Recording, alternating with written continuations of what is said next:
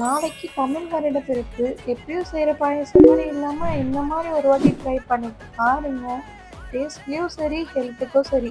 இத அடிச்சுக்க ஆள் இல்ல. இப்படி என்னன்னு தானே கேட்குறீங்க? முக்கனி பாயாசம். எப்படி செய்றதுன்னு பார்க்கலாமா? மா, பழம், வாழை 3த்தையும் குட்டி குட்டி பீஸா கட் பண்ணி தனியா எடுத்து வச்சுருங்க. ஜவ்வரிசியும் தனியா வேக வச்சு எடுத்துக்கோங்க. ஒரு பேன்ல கீ ஆட் பண்ணி அது கூடவே முந்திரி திராட்சையும் பொன்னிறமா வறுத்து தனியா எடுத்து வச்சுருங்க. அதே பேன்ல கட் பண்ணி வச்சிருந்த மா, பழம், வாழையை ஆட் பண்ணி 2 மினிட்ஸ்க்கு மட்டும் சாட்டே பண்ணி அது கூடவே நான் 1/2 லிட்டர் பால் ஆட் பண்ணிக்கிறேன். பால்லே ஃப்ரூட்ஸ் கொஞ்சம் வேகிற அளவுக்கு பாலை கொதிக்க வச்சுக்கோங்க. அது கூடவே வேக வச்சிருந்த ஜவ்வரிசியும் ஆட் பண்ணி பாதாம் முந்திரி குட்டி குட்டி பீஸாக கட் பண்ணி அதையும் ஆட் பண்ணி அது கூடவே வறுத்து வச்சிருந்த முந்திரி திராட்சையை ஆட் பண்ணி நல்லா மிக்ஸ் பண்ணிக்கோங்க.